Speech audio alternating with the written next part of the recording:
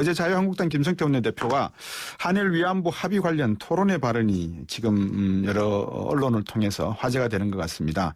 이 박근혜 정부가 잘하든 못하든 분명히 공이 있다. 요까지는 맞는 말 같기도 한데요. 그런데 외교 기밀을 깨버렸다는 건 옳지 않다. 이거는 또 현 정부에 대해서 이야기겠죠. 박영선 의원이 여기에 대해서 반박을 했습니다. 인용문 열고요. 일본 외무대신 발언인가 하는 착각이 든다. 인용문 닫고.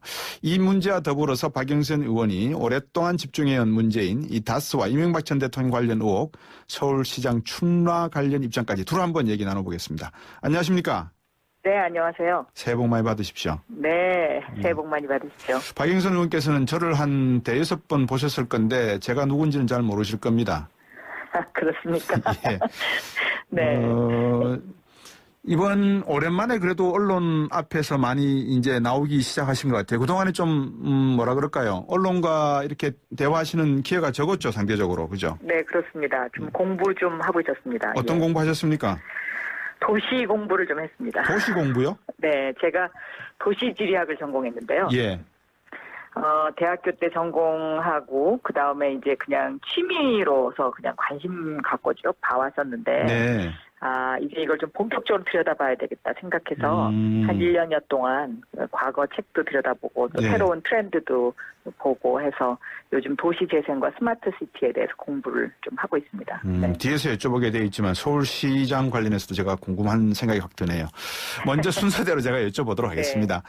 자유한국당 김성태 원내대표 한일 위안부 합의 관련해서 이야기한 내용이 있지 않습니까? 오늘 네네. 일본 외무대신인가 이런 말씀하셨는데 어떤 측면에서 그렇다는 겁니까?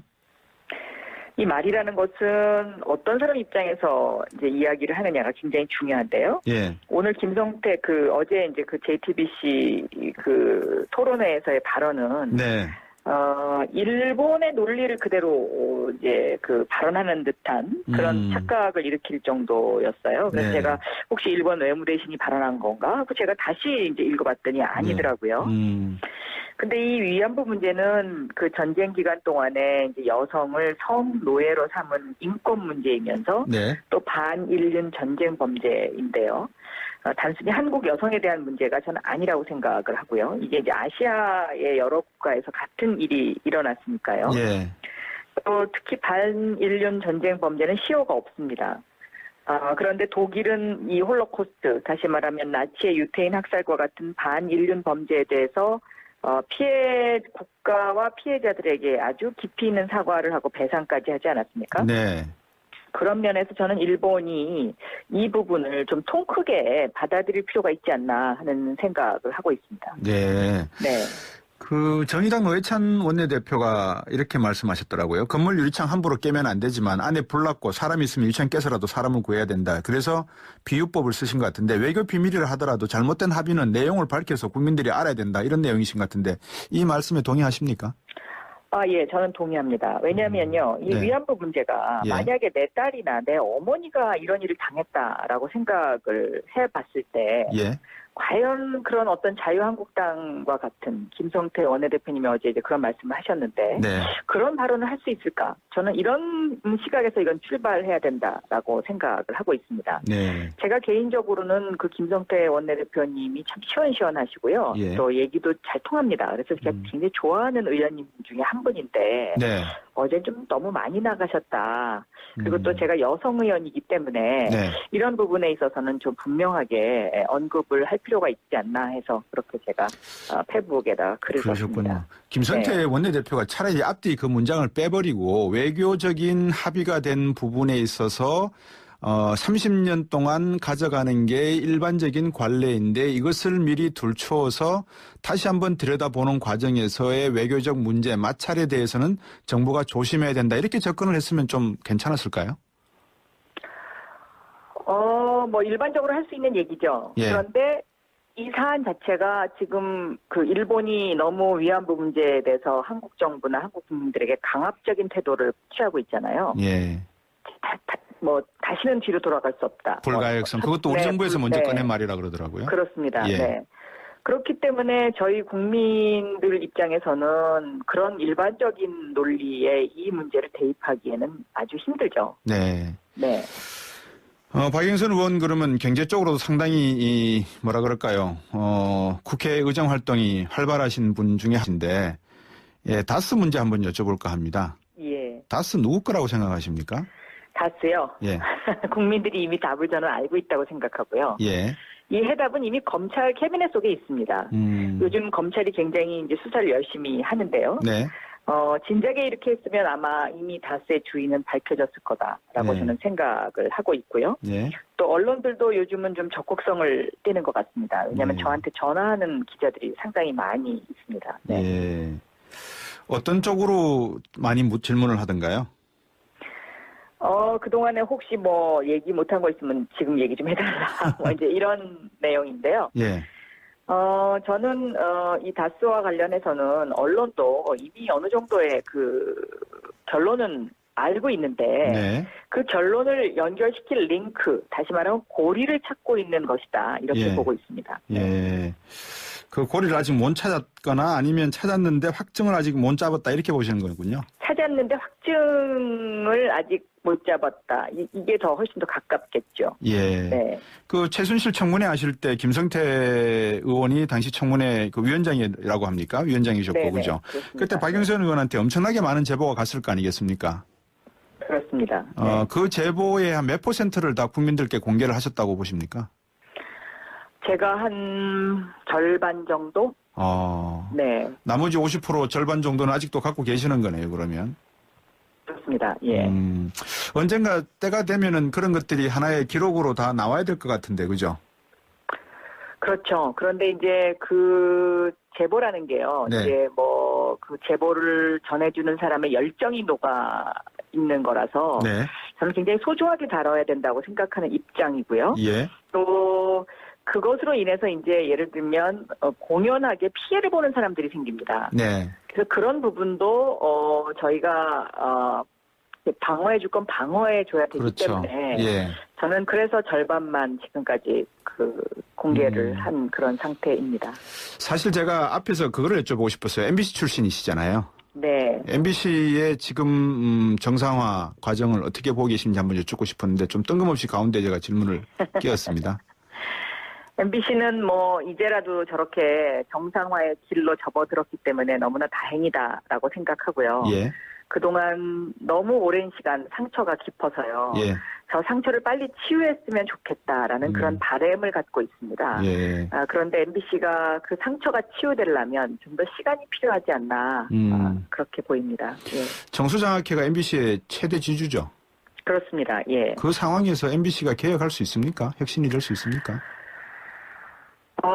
뭐, 그 주주 문제는 사실은 뭐 그 전체의 어떤 상황을 네. 좌지우지할 정도라고 생각하지 않습니다. 그렇군요. 왜냐면 그 정수장학회가 갖고 있는 그 주식이 30% 정도 되거든요. 네. 그래서 과반을 넘지 않기 때문에 그 나머지 70%의 주주들이 어떻게 하느냐에 따라서 네. 저는 그 결정권이 생긴다라고 네. 보고 있습니다. 예. 네.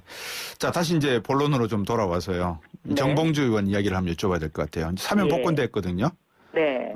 검찰이 최근 수사 중인 이명박 전 대통령에 관련 의혹, 그다음에 BBK 주가 조작 사건 자체와 좀 거리는 있지만 이게 정봉주 의원이 사면이 다스의 실체를 밝히는 데도 어느 정도 영향을 줄 수 있지 않을까 이런 이야기가 나옵니다. 계속해서 제가 다스 질문을 드리는데요. 어떻게 보십니까? 네. 저는 정봉주 의원의 사면과 뭐 다스 수사의 실체와의 함수관계는 그렇게 깊다고는 보지 않습니다. 예. 그러니까 정봉주 의원의 사면은 억울한 사람에 대해서 정의를 바로 세우는 이제 그런 차원의 일이었다. 저는 이제 그렇게 보고요. 네. 너무나 당연히 해야 하는 일이다. 그래서 제가 작년 9월 4일에 대정부 질의를 통해서 법무부 장관에게 이 사면 문제, 복권 문제를 거론을 했던 거죠. 먼저. 네. 예. 그 당시에는 뭐 제가 그렇게 이거 연말까지 과연 될까라는 어떤 이제 그 나름대로의 어떤 의문이 조금 있었습니다만은 네. 우려가 있으셨군요. 네, 예. 우려가 좀 있었습니다만은 예. 그 해가 넘기기 전에 예. 이 일이 마무리돼서 너무 다행이고 너무 기뻤습니다. 혹시 저기 복권 시켜드렸다는 표현이 좀 이상합니다. 복권이 되셨는데 이게 서울시장 후보를 놓고 두 분이 경쟁해야 되는 관계로 발전될 가능성이 있는데 어떻게 보십니까? 뭐 저는 정봉주 의원이 예. 그 어떤 자신의 이제 정치적 이제 첫발을 내디뎌야 되지 않습니까? 네. 그래서 굉장히 신중할 거라고 생각하고요. 네. 또 그런 상황이 되더라도 저는 굉장히 환영합니다. 왜냐하면 그 젊은 서울을 만들어가는 네. 하나의 연대자일 수 있기 때문에 그렇습니다. 네. 지금 서울이 많이 낡았지 않습니까? 어떤 의미에서 낡았다고 보시는 겁니까? 오늘 아침에 기사도 보면은요, 예. 서울의 고령화 현상이 너무 심각하고요. 예. 또 출산율이 대한민국이 1.3인데요. 예. 서울은 0.9입니다. 네. 그러니까 결국은 이것은 무엇을 의미하냐면은 서울의 젊은이들이 외곽으로 다 떠나고 있다는 거거든요. 서울에 살 수가 없어서. 그렇군요. 네. 그래서 이 서울의 집값 문제라든지 지금 또 서울의 어떤 그 중요한 부분의 도심 재생 문제라든지 이런 것들, 이 낡은 서울의 문제를 저는 반드시 고쳐야 된다라고 생각하고 있습니다. 젊은이들이 지방으로 가는 건지 해외로 나가는지 모르겠습니다만 서울에 집중되는 현상이 어느 정도 완화된다는 건 오히려 어떤 면에서 보면 긍정적인 측면도 있지 않을까요? 그것을 긍정적인 측면으로 보려면 세대별로 골고루 그런 현상이 있어야죠. 그런데 예. 지금 서울에서 집중적으로 경기도로 이사가는 사람들이 30대입니다. 그래서 이 30대가 확 줄어드니까 네. 서울이 고령화되고 출산율이 떨어지는 것이거든요. 네. 그러면 도시는 쇠퇴하게 됩니다. 이 도시가 쇠퇴하면 더군다나 수도가 그렇게 쇠퇴를 하게 되면 네. 그 나라의 경제 발전에도 엄청난 영향을 주기 때문에 이 부분을 바로 잡아야 한다고 저는 생각하고 있습니다. 문재인 그래서 정부에서 서울에 네. 새로운 에너지가 필요한 그런 시점입니다. 네. 0503번님이 9166번님이네요. 오랜만에 나오셨네요. 화이팅 하시고 멋진 정치 기대합니다 하셨는데 말 나온 김에 조금 더 여쭤보겠습니다. 지금 미국이나 이런 유럽의 대도시를 보더라도 사실 도심 지역이라고 하는 것은 상업 지역이 돼서 낮 시간에 일대 모였다가 저녁이 되면 외곽지대, 삶의 주거지대로 빠지고 있는 그런 공동화 현상이 나타나는 게 일반적인 거 아니겠습니까? 네. 서울에 너무 인구가 집중된다는 측면에서는 지금 집값이 올라가고 있는 측면, 물가가 올라가고 있는 측면에서 서울시장이 되신다면 이 부분은 어떻게 고민하실 겁니까? 저는 이 공동화 현상은요, 20세기형 도시의 형태고요. 예. 21세기형 도시의 형태는 이 공동화 현상을 새롭게 활기찬 곳으로 만드는 것이 이게 이제 시장이 해야 될 굉장히 중요한 그렇겠죠. 역할 중에 하나거든요. 예. 그래서 저는 서민도 도심에 살아야 한다, 당당하게. 예. 이것을 저의 그 중점 목표로 그렇게 생각하고 있습니다. 서민도 도심에 살아야 된다. 네. 알겠습니다. 임종석 실장이 제가 지금 왔다 갔다 하죠, 그죠? 조금 질문이. 괜찮습니다. 예. 네네. 워낙 뭐 방송을 잘 하시니까요. 임종석 네. 실장이 최태원 SK 회장 만난 거 적절합니까? 저는 어떤 이유로 만났는지에 대해서 그 내용을 잘 모르기 때문에요. 네. 이것이 적절한지 아닌지에 대한 코멘트를 하는 거는 지금 부적절해 보입니다. 만약에 자유한국당의 한 정부가 비서실장이 이병기 비서실장이나 뭐 어떤 비서실장이 삼성 이재용 부회장을 만났다 그러면은 야당에서 그때 야당이던 더불어민주당은 어떻게 이야기했을까요? 왜 만났느냐의 목적이 중요한 거죠. 그렇겠죠. 왜냐하면 예. 비서실장은 누구든지 만날 수 있으니까요. 저도 그럼요. 며칠 전에 만났거든요. 네. 네. 뭐라고 그러시던가요? 임종석 비서실장. 그냥 뭐 1시간 정도 아주 많은 얘기를 나눴는데요. 네. 그 중에서 이제 궁금해 하시는 게 아마 UA 문제이실 텐데. 네네. UA 문제와 관련해서는 저한테 이렇게 얘기했습니다. 그러니까 야당과 예. 언론이 너무 나갔기 때문에 이거를 좀 일일이 대응하기가 굉장히 좀 그렇다. 꼬여버렸다 이 말이군요. 그렇죠. 그러니까 너무 야당하고 언론이 너무 앞서 나가버려가지고. 네. 근데 그 나간 방향이 잘못됐다는 거죠. 그래서 청와대가 이제 와갖고 그게 뭐 그걸 갖다 일일이 대응한다는 거가 네. 좀 그렇다. 뭐 이런 이야기를 네. 했었습니다. 네. 박영선 의원님. 네. 서울시장 출마 마음 정하신 거 맞죠? 가까이 가고 있습니다. 네. 가까이 갔다는 말씀은 뭐 다 결정하셨다는 말씀으로 이해를 하도록 하겠습니다. 만약에 박원 시장이 삼성을 결정하면 당내 네. 경선에서 박원순 대 박영선이겠습니까? 아니면 박영선 대 정봉준이겠습니까? 정봉주. 그럼 아직 그 어떤 가정을 놓고 이야기하기는 조금 아직 이른 시점인 것 같고요. 네. 한 가지 분명한 거는요. 박원순 시장과 박영선 이게 이니셜이 비읍, 이응, 시옷이 똑같습니다. 그러네요. 네, 고향도 똑같고요. 예.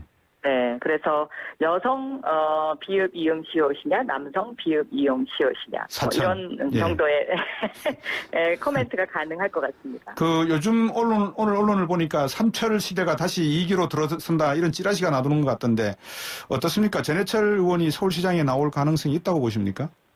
전해철 의원은 경기도지사. 경기도지사 죄송합니다. 예, 알고 예, 예. 있는데요. 네. 네, 네, 네. 전해철 의원은 어떤 경기도지사 생각이 있던가요? 생각이 있는 것으로 제가 알고 있습니다. 아, 그렇군요. 서울과 경기도 수도권 상당히 좀 재밌어지는 그런 뜨거운 경쟁 시장이 되어 있고, 어쨌든 좋은 결과 내시길 바라고, 저번, 청문회 때 아주 활약을 하셔서 국민들 내리에 우리 박영선 의원은 훌륭하신 의원으로 그렇게 인식되어 있는 것 같습니다. 오늘 인터뷰 고맙습니다. 네, 감사합니다. 더불어민주당 박영선 의원이었습니다.